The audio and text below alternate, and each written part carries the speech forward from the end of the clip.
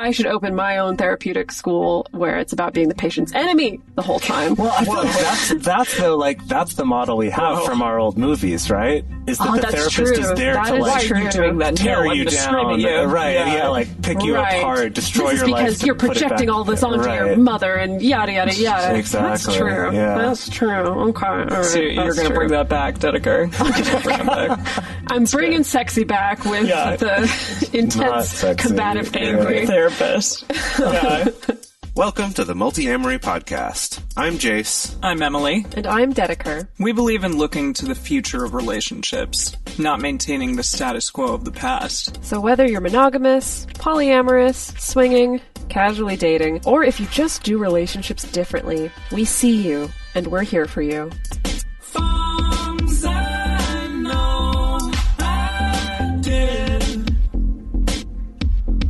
Forcing me to form myself to fit. On this episode of the Multiamory podcast, we're talking about therapy. Should you go? What kind should you do? This is actually the first of a two-part episode where we're going to be going in depth about all of this. It's something we talk a lot about on the show, but we haven't really gone into a lot of the specifics about it before.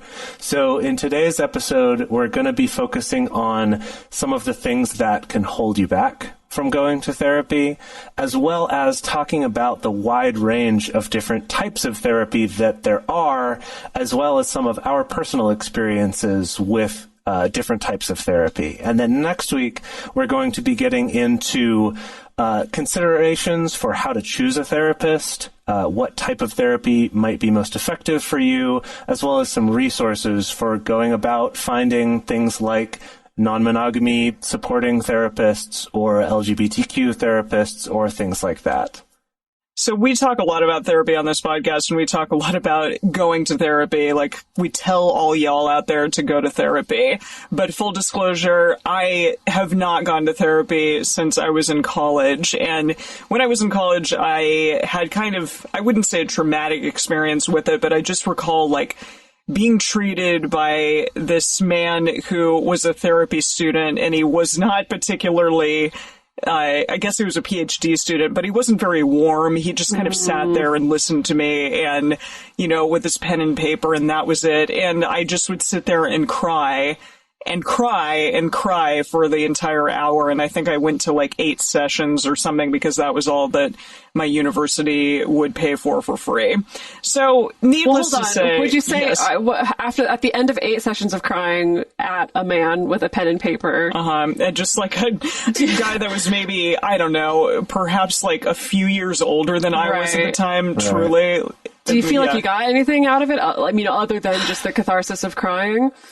I don't think that he told me to do anything in particular. I really think that it was just like catharsis of crying and just like telling someone what was going on, what has happened in your life. And it didn't feel particularly productive.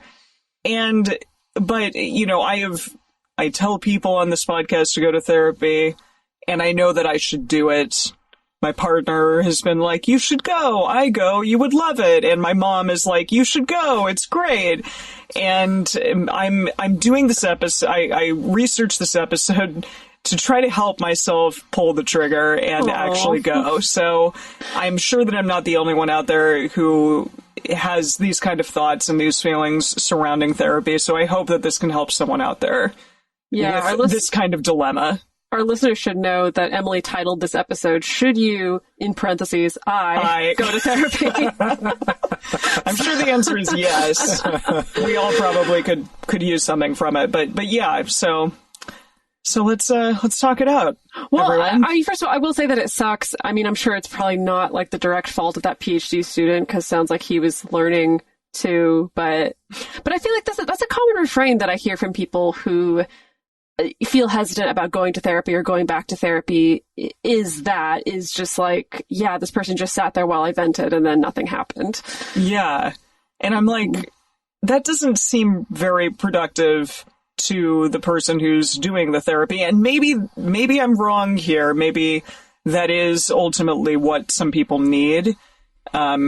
but I felt like I wanted real concrete answers or help or something, and maybe that's half the battle, is even knowing why the heck you're going in the first place. I think there's also something to be said for discovering that as you go. I think that there can be this tendency to think of starting therapy as like, I'm committed to now the next year I have to go to this therapist and I'm kind of stuck with whatever I've committed to, instead of thinking of it maybe more like interviewing someone for a job. Like they're going to work for you, essentially, or... I feel like you're really good at that, Jase. You've told me to do that for... Well, just like even with like acting, managers or whatever that I've had in the past, you're like, no, they work for you. Like you should be interviewing them. And I'm like, no, I feel bad. So, yeah, Emily, I feel like over the course of the show, the three of us, I think, have helped each other grow in so many ways, but I feel like seeing you step into more of your boss energy is something that's really exciting to see.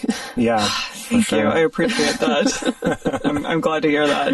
Well, can we talk about some of the most common reasons why it is just inherently difficult for some people to feel motivated to go to therapy or seek out therapy?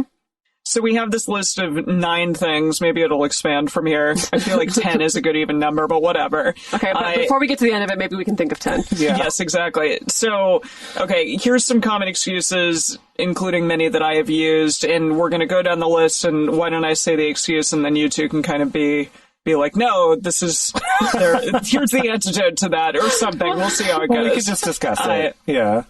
Yeah, so a really common excuse, and one that I have definitely used in the past, is that it's too expensive. I don't have particularly good insurance, so I did once upon a time look up like therapists that take my insurance, and I called quite a few, and none of them were taking any new clients. Right, yeah. So that's the thing, is you're not wrong with that excuse necessarily. Yeah. It's expensive. It is expensive, I mean, and that's maybe kind of a blanket statement, but I'm just like, I feel pretty close to being like, yeah, this is just kind of objectively expensive for, I think, the majority of our population, if you don't have an insurance plan that can cover it. Of course, there's a lot of alternatives that you can look into. Later in the episode, we're going to be talking about, things like apps and things like that. You can look into group therapy. You can look into therapists if they don't take your insurance, if they take reduced rates, or if they do sliding scale, stuff like that. So there are options for sure. But yeah, it makes sense that that's often the initial prohibitive obstacle that prevents people from wanting to go to therapy. And I feel like I'm going to use this sort of analogy a lot in this episode, but I think the same thing can be said for a lot of different wellness-based things. Like if you think about something like massage, for example, that it's like, yeah, I would also argue massage is just objectively expensive to do regularly. And same with, you could say that about a lot of different things, like having a gym membership or going to yoga class or buying supplements that you take. There's like a lot of different sort of wellness things that do cost money. And so, yeah, there is a certain amount of just having to decide what's worth it to you and what are your priorities for how you spend your money. I will say that a lot of times, if there's something that I've known I needed, like times when I'm like, gosh, I'm like really having a lot of pain and I really need to be having some kind of regular massage or physical therapy or something. Like I know that I need that and I just keep not doing it because it's expensive. Once I've finally been like, okay, I just need to do it and it's going to suck for a while I'm paying this, often I find that cost isn't as bad to pay as I thought it was, partly because I can tell that I'm getting a benefit from it, so it doesn't feel like I'm wasting money. So I don't know, that's just something to throw out there as something to think about, I guess. That's like, yes, it costs money, and it's more just about, is that worth it? Is that wellness worth it right now? And I guess it's, as so many things that I read said, it's an investment in yourself, and that is a really important thing just in the long run, because maybe it can help you with things that may have come up even later on down in your life. So yeah, perhaps it's a really good reason to start now as opposed to waiting to do it later or never doing it at all. Yeah, so absolutely. Okay, the next one is I would rather talk to my friends and family about my problems, or to all you out there, dear listeners. I would just rather use a podcast to talk about everything that's going on. Well, and it's interesting because I definitely have done that over the years, / just have been like, well, I'm learning so much on this podcast by, doing all the research that we're doing and learning stuff from you two, and that should be enough, What, Emily, what makes that one hard, if I could ask? That idea of reaching out to someone besides just your friends and your family. That's a great question. I'm not quite sure. I think, you could tell that one really got you, and that surprised me, actually, and I was just curious. Maybe because I feel like I should have the fortitude to, deal with it on my own. Oh, gosh. Wow. You want to talk about that and the baggage from that. I can talk for hours about that. Sure. All right. I mean, that this first episode of our 5-part series on feeling shame about seeking therapy. Oh, boy. Yeah. Well, I think that actually leads to one of the excuses that I wrote down that I've used myself is sometimes you can come from a background, a family of origin, or a culture or a friend group where no one really has experience of going to therapy, or there's very much a narrative around, you pull yourself up by your own bootstraps and you bite the bullet and just do what you have to do. You know, I know you and I have already talked at length about coming from moms who are kind of like that, kind of this sense of just okay, just nip your emotions in the bud. We got to just get shit done. So yeah, I know for me, that kept me out of seeking help for a really long time because there is this strong narrative, you should be strong enough. You should have the wherewithal to deal with all these things. Yeah. Yeah. So that's interesting. And I guess sometimes we don't is the point. Yeah. Yeah. And that's also not a failing either. Yeah. And that we shouldn't have to put that on our friends and family. It's their responsibility to help you or fix you. Having an actual third party involvement in these types of things is really beneficial because they don't necessarily have that sort of care and love for you in the same way that your friends and family do.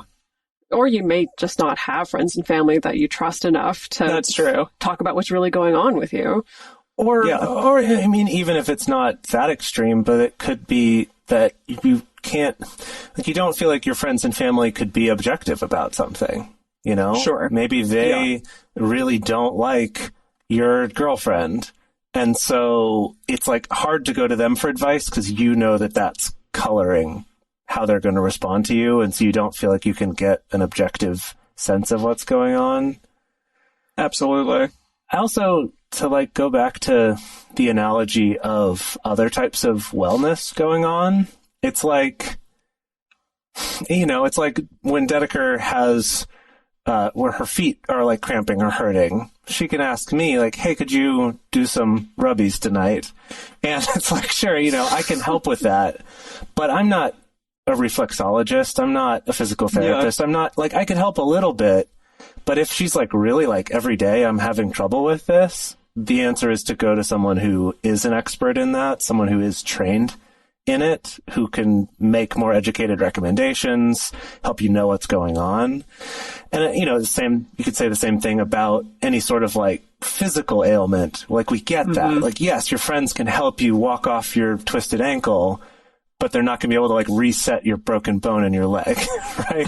Sure. That's one thing. That's a really good point. Or, with something like a chiropractor, it's your friends could crack your back for you, but if you really want someone to get in there and adjust your jaw bones and neck bones, it's maybe go to someone who's had some more training and insurance and stuff like that for doing that type of thing.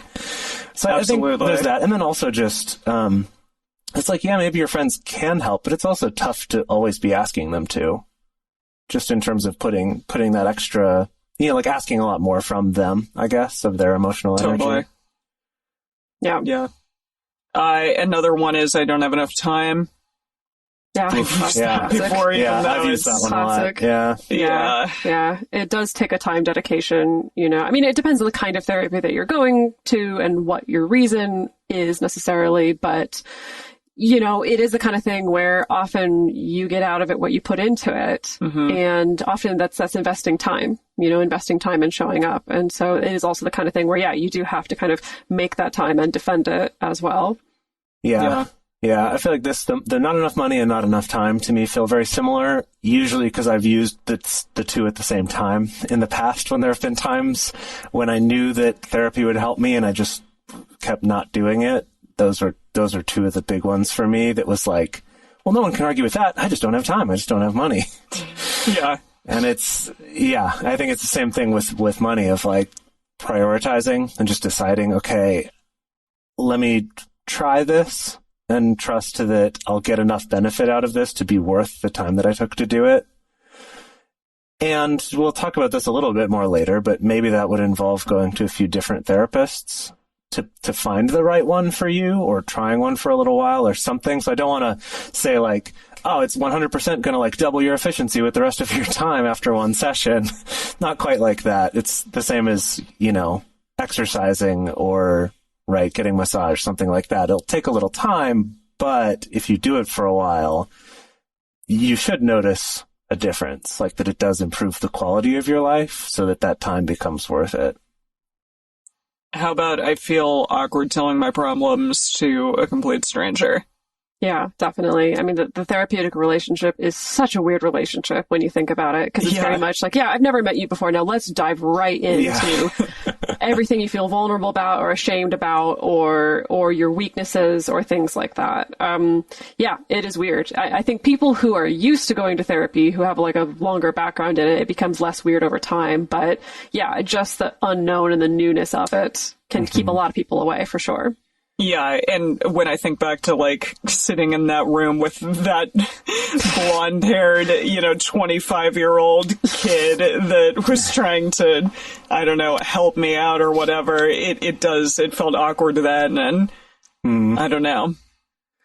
Yeah, I will say of the different therapists I've gone to, there's some where I almost feel like I am having to, like, give a presentation about what it is that I think is going on and what I think Here's that I the want. PowerPoint And about my life. right? I can see you doing that. It can sometimes feel that way. And I've had others where we just kind of like hit it off right away and connected, and things would come up then in those discussions that I had not even anticipated. Like, I didn't even realize that was, I guess either that I didn't realize that was a thought I was having or something that was going on, or that it was something that I had no idea wasn't just a fact. That was actually just something that I thought and was kind of projecting onto the world. And I think this also goes back to the only talking to your friends and family, is those people are very likely to share a lot of these same kind of worldviews with you. And while in some ways that can be helpful, you have sort of a common language with each other, in other ways it could make you totally blind to something that you just take for granted. Oh yeah, everyone thinks this way. And that someone who's a professional can go, in my experience, there's this range of different ways people can think about it, and, here's how that could affect you. So it is such a weird relationship, though. And also, like, where else in life do you have a relationship where you get 100% one-sided? Right, that the help is one-sided, and that they're like legally obligated to do their best to help you and to protect your privacy. That's such a strange, different relationship. Yeah, but I guess the thing that makes it weird is maybe also its greatest strength. So what about what good is talking about my problems actually going to do in the long run? Because I know people who go to therapy for decades and decades. Right. Yeah. So, I mean, I feel like there's a couple things there to think about. One of them being that I do think it's a good thing that therapy in general is becoming more normalized and less stigmatized. That's great. I do think that's something that good that has come out of our generation is that. However, I do think that a lot of us carry, I suppose, some assumptions about the therapeutic process that we've just osmosed from our culture, from what we see in movies, from what we see in TV shows. And the way that therapy is portrayed in movies and TV shows is very rarely accurate, like very rarely accurate necessarily. And so I think sometimes people, I know I certainly did for a long time, just have an assumption of like, I know what therapy is already, and I know that it's probably not going to be helpful to me. I can sit there and ask myself, how do you feel about that?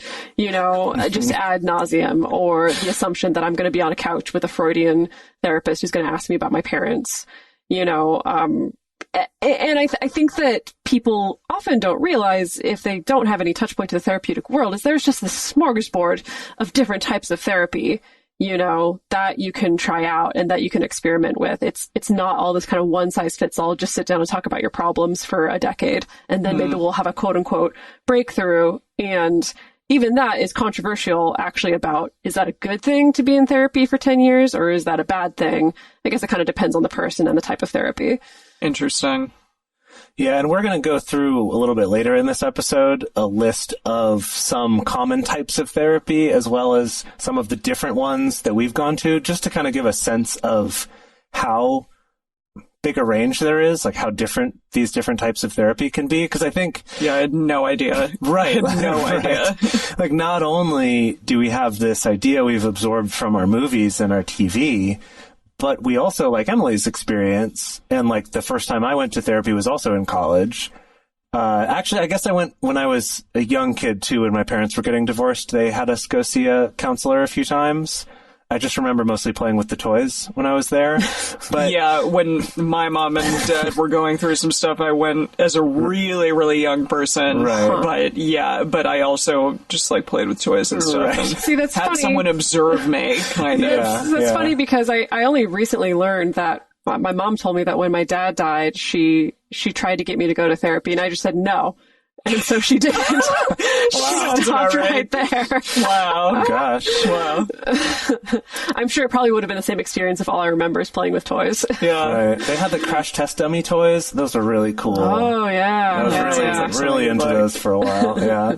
Hilarious. But what I was trying to say, though, is that I think even if you have gone to therapy once, that might even like further reinforce this, oh, I know what that is. And that's not what I want.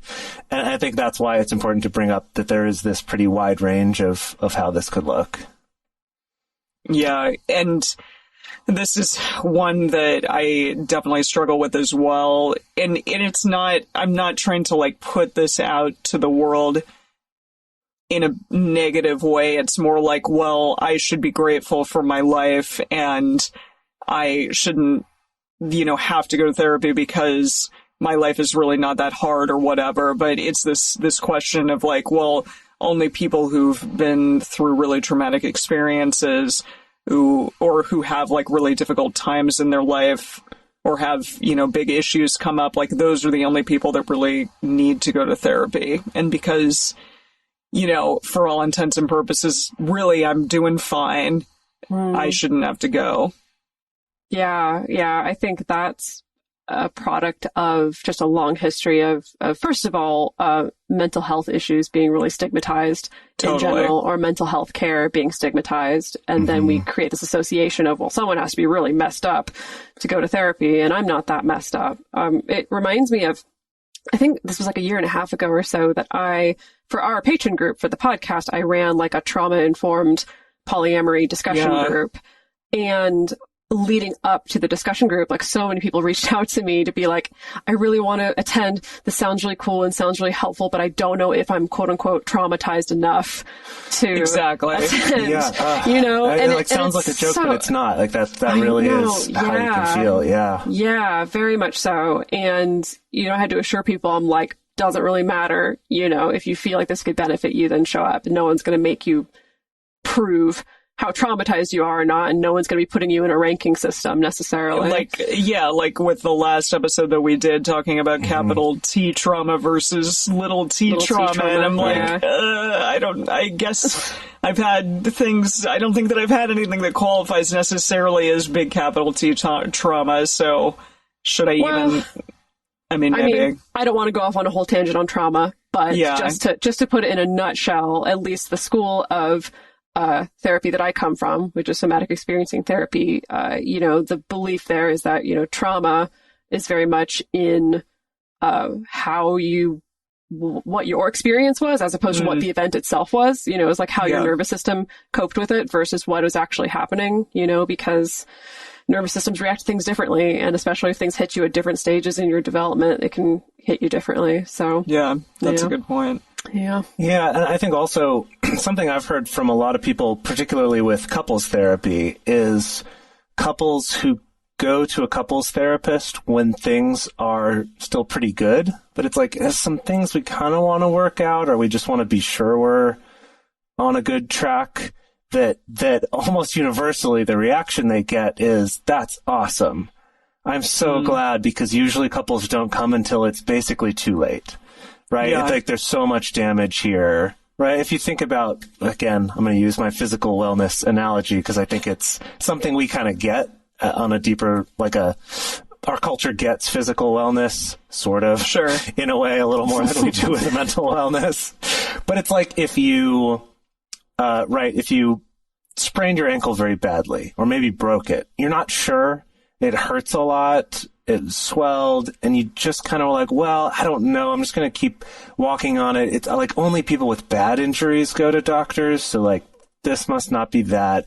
And those bones can set wrong, and you can end up, having inflammation for the rest of your life in those joints or something, or later you end up needing surgery to reset that thing. Like my brother had that in his finger once, where because it broke and didn't get it fixed, he had to eventually later have surgery to like kind of take it all apart and put it back together. And so it's like that. I think therapy's like that a lot too, where I'm like, if you don't feel like you've had bad enough trauma or whatever to go to therapy, it's like, absolutely. Then if you think you could benefit from therapy, going now will also make it so then if something happens later, you're already better equipped to deal with it. Mm-hmm. Would you agree with that, Dedeker, from your experience? Oh, definitely. Definitely. I think that, I think you don't need to worry about being, needing to prove that you should be there. Essentially, I think it's just the takeaway I want people to have is if your therapist is a good therapist, you're not going to feel like you need to prove to them that you're quote unquote messed up enough to be there. Sure. Mm-hmm. Yeah. How about, and this is probably something that a lot of people who listen to this show question and worry about and think about when choosing a therapist, but that it's difficult to find the right person out there who will specifically help me with my needs, or who specifically understands like my experience and things that I'm going through, or who, for example, isn't going to say that like non-monogamy is the root of all of my problems or whatever. Yeah. I've struggled with this one before, for sure. Yeah, sure. We'll talk about that later in the episode, because there's just so many things that you can filter for and look for when you're finding a therapist, such as, are they going to understand my racial background? Are they going to understand my cultural background? Are they going to understand my trauma? Are they going to understand my gender, my sexuality, my relationship status, things like that, and not judge me for that, and not oppress or marginalize me in big or small ways, in that way. And I would definitely encourage people, because something that can also happen is people can feel like, I've been to therapy before. It didn't help. This person totally didn't get it. They totally dismissed what I was going through, or they judged me for this, that, or the other thing. And so there's just no way. And I just really encourage people to just not give up. There are so many therapists out there and so many just wonderful, wonderful, wonderful people. And sometimes it takes a while to find the right fit and to find the person who offers that perfect combination of just like compassionate non-judgment. I might even just say and also it's not about striving for perfection either. It's just finding someone that you get benefit from, that the relationship feels safe enough, feels helpful enough, and to not, because I could see that going the other way too, where there's some people who feel like, well, now this is the only therapist I get to go to, and this is the only way it's going to go for me, versus every week, going to someone else being like, well, I don't know, it wasn't perfect yet. It's maybe somewhere in between those two is the middle path, as we like to say on this show. Yeah. And the final two we talked about a little bit before, but the first one is that there was traumatic experience going to therapy before you were potentially forced to go as like a child or a teenager, and that was really tough. Didn't go the way that you wanted it to, or you just like didn't have good feelings surrounding going and being forced to go. Yeah, I run up against that a lot with some of my own clients, is that sometimes, unfortunately, you could have been forced to go to therapy under really traumatic circumstances. So it was just like a super traumatic time, as it was your parents divorcing or a parent going to jail, or, you know, any number of traumatic or upsetting things that can happen. And that gets associated with being forced to go to therapy, or even not even something that major. It could just be you were made to go to therapy just against your will because you were a child or a teen and you couldn't really consent to what was going on. And that can definitely leave a bad taste in your mouth around therapy. Yeah. So now we want to talk a little bit about the different types of therapy, ways those are, as well as some things that you can do to help select the right therapist for you, or the right counselor or social worker or whatever it is. We're going to talk about all those things a little bit more. But first, we're going to take a quick break to talk about how you can support this show, keep this content free and available for everyone on the internet via their podcast machines. And we'll be back after that. So there are a lot of different types of therapy, right? Emily, when you were looking up this episode, you said that on Psychology Today, they had a list of like 65 different types of therapy. I counted. Whoa. Yeah. And I think that in itself is good to know, because it's freeing to say, wow, okay, I had one experience. There's 64 other types of experience I could have. I think on the other hand, my reaction is that's overwhelming. I don't know which one I would pick. So there are some that are more common than others or more well known. But I also think just as you look into it and realize these are all different, you might hear about them and go, yeah, that something about that sounds interesting to me. I'm curious to try that. This is everything from cognitive behavioral therapy, which is pretty hot right now, or music therapy, play therapy, animal-assisted therapy, drama therapy, drama therapy, acceptance and commitment therapy, Hakomi therapy. Like, there's what's that? So many modalities. Oh, we can't get bogged down in explaining every single kind. There's so many. Yeah, I don't know what Hakomi therapy is, but y'all look it up for sure. Let's hit some of the big ones, though. These are some of the 5 most common. Exactly, and thank you to the Zoe report. I was amazed that I found that on the Zoe report, but it was actually a good, comprehensive list. So, okay, cognitive behavioral therapy, CBT. This is kind of the one that I hear thrown out there a lot. And I thought that this, was all encompassing of, traditional talk therapy, but it totally isn't necessarily. But it does focus on growing the patient's awareness of what is both inside and outside of their control. So you build cognitive awareness and an understanding of what your thoughts do to your mental and emotional state. And it can be really helpful for just about anyone looking to manage stressful life situations, but it can also be helpful for those who have mental health disorders such as eating disorders, depression, or PTSD. Yeah, and I actually had a kind of therapy sort of similar to this, but he described it more as Skinnerian, or from B.F. Skinner, his sort of approach, but it was very similar of finding what's in your control and out of your control, and for me at the time it was really helpful. Another one is dialectical behavior therapy. I like saying the word dialectical. This is DBT. And this is created for people who have extreme emotional responses to certain situations and focuses on centering the patient and allowing them to get back to their rational thoughts more quickly. Focuses on mindfulness, interpersonal effectiveness, emotional regulation. It emphasizes essentially the psychosocial aspects of treatment. And so this is especially useful for people with things like borderline personality disorder or other personality disorders, or people who attempt suicide or things like that. And it's kind of described as a collaborative form of therapy where the treatments are both one-on-one with a therapist and in group settings to kind of really, because it's about that socio-psychological thing of your interaction with other people. Yeah. There's also trauma-focused therapy or trauma-informed therapy. So this is a whole group of therapies that are designed specifically for people who have had trauma, like we talked about, capital T trauma, little t trauma, everything in between. So it can be used to treat a major single traumatic event or possibly complex overlapping traumatic events or multiple small events, or things like there are some therapists who specialize even in things like racial trauma, for instance, where you don't have to have a specific single traumatic event that happened, but you just have the trauma of, you know, being born into the body that you were. Of oppression. And Yes. a lifetime of marginalization, you know, that's still considered trauma, an ongoing trauma. This group of therapies are used to help treat people who have PTSD or CPTSD, you know, war veterans, sexual assault survivors. It can help bring closure to the traumatic event so that you can stop reliving it over and over again, so that you can reduce your PTSD symptoms and the way it shows up in your life. So these are things like, currently what's really hot right now is EMDR, or eye movement desensitization and reprocessing. There's also CPT, or cognitive processing therapy, and PE, or prolonged exposure.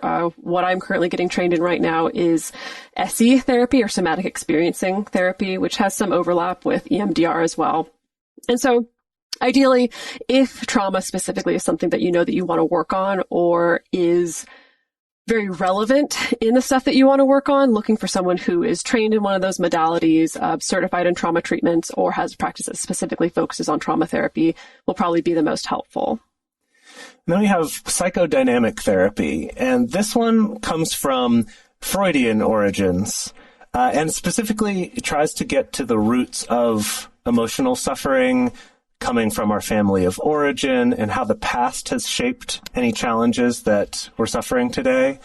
So this is from the American Psychological Association. They say psychodynamic therapy focuses on the psychological roots of emotional suffering. Its hallmarks are self-reflection and self-examination, and the use of the relationship between therapist and patient as a window into problematic relationship patterns in the patient's life.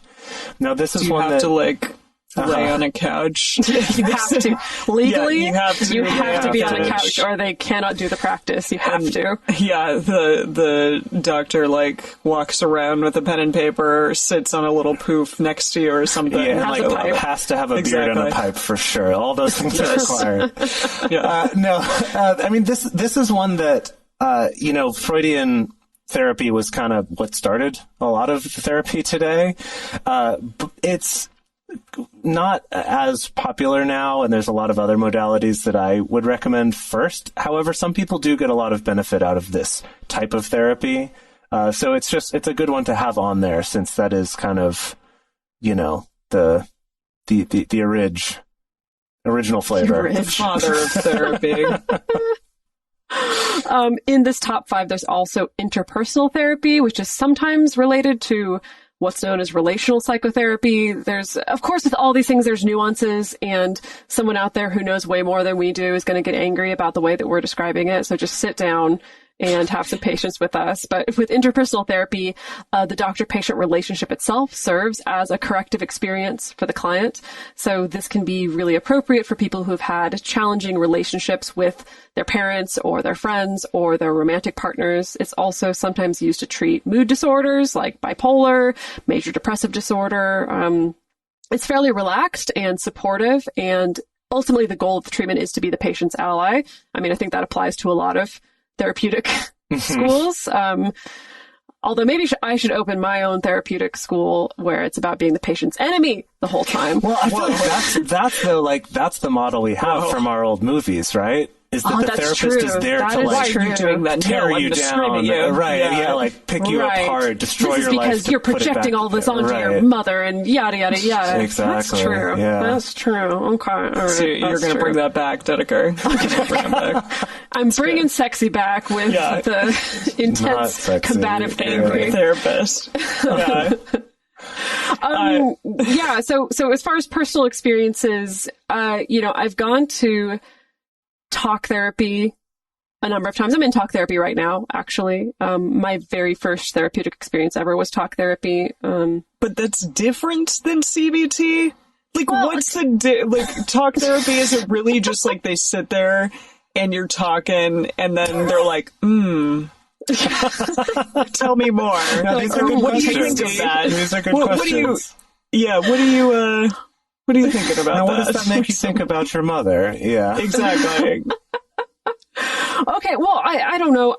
The first time I was ever in therapy in my life was because I just needed somebody to tell me it was okay to break up with somebody. Yeah. That was literally the first reason. I only saw this therapist for a handful of sessions. And so for me, it was very goal oriented at that time. And I was like, okay, I did the breakup and I'm feeling good. And then I was fine. And then I went back to therapy when I started having PTSD symptoms from the abusive relationship. And I went to talk therapy, which I believe was CBT therapy at the time. CBD therapy something is else different. That's a whole other, also hot right now.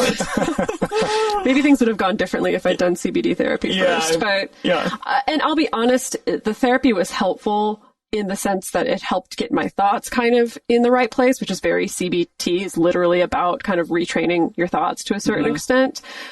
But it pretty much did nothing for my PTSD, especially the physical symptoms of my PTSD. It felt like everything from the neck down doesn't know it was in therapy. Yeah. Because that's still happening, even though my logical brain can understand things and can understand how I should be feeling about this, but I don't feel that way. So that was what led me to seek out a more trauma-focused therapy. I ended up in somatic experiencing therapy, and that was just like night and day of my experience. Like, can you talk a little bit about what that is? Because I know it's been like so helpful for you.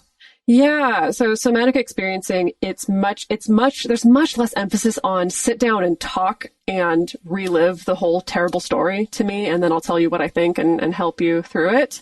Because for a lot of trauma survivors, it's like even just talking about through the whole story is re-traumatizing for some people. And that's why talk therapy can both be too scary to go to and also sometimes not feel very effective for trauma survivors.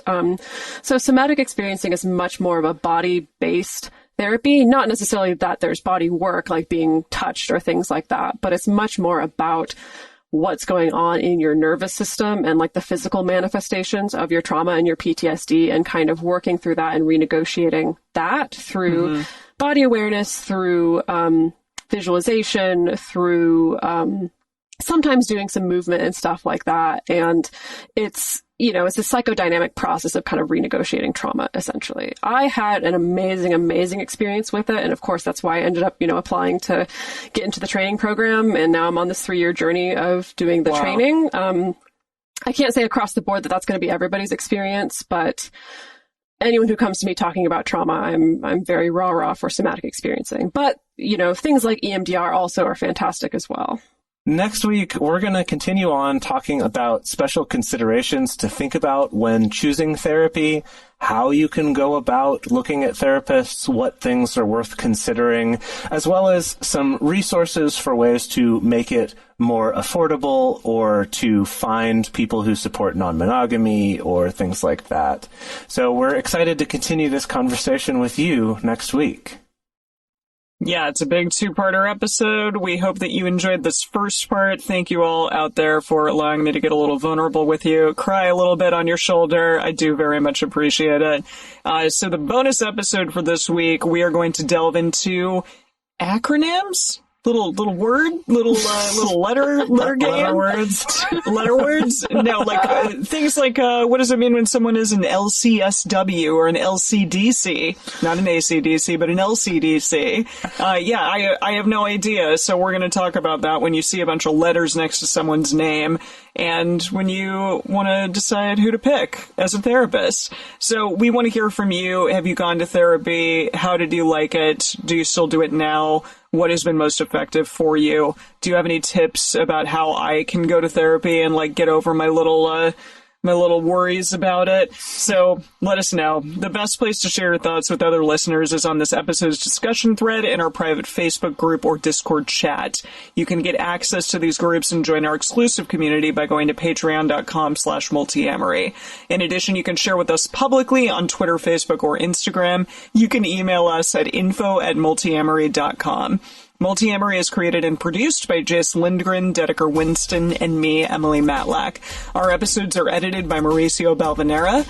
Our social media wizard is Will McMillan. Our production assistants are Rachel Shennework and Carson Collins.